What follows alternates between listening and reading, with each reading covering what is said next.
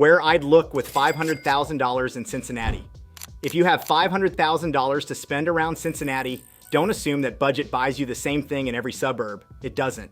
The interesting part isn't just the price of the house, it's how far that $500,000 goes in each market, what you're prioritizing, and which trade-off makes the most sense for you. Let's start with Mason.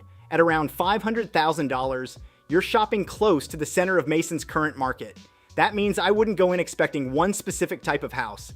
I'd compare the actual properties closely, especially their condition, location, and what you're getting for the price. Mason makes the most sense in this comparison when you want your search centered around one of Cincinnati's larger suburban markets. Westchester is a different calculation.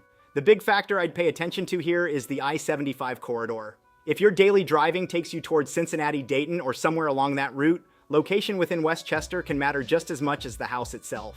At $500,000, don't just compare two properties by the number on the listing.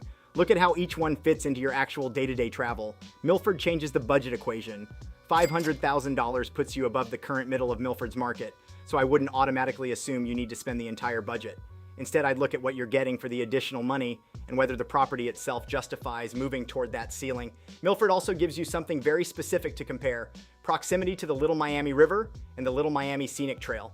That can be a meaningful factor if those are features you actually plan to use. Loveland is where I'd get even more specific about location. At $500,000, you're also shopping above the recent middle of Loveland's market, so the exact position of the property becomes important. Being closer to downtown Loveland, the Little Miami River, and the trail corridor creates a different purchase than finding a similar priced property farther away. So I wouldn't tell you that one of these suburbs is automatically better. With Mason, you're looking at a market where $500,000 sits around the current middle.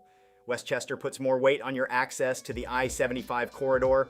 Milford gives you more room to decide how much of your budget you actually want to spend. Loveland makes the property's exact location within the community a bigger part of the decision. That's the comparison I'd make before you start touring houses, because the best use of $500,000 isn't necessarily the house with the biggest number attached to it. It's the property and location that make the most sense for how you actually live.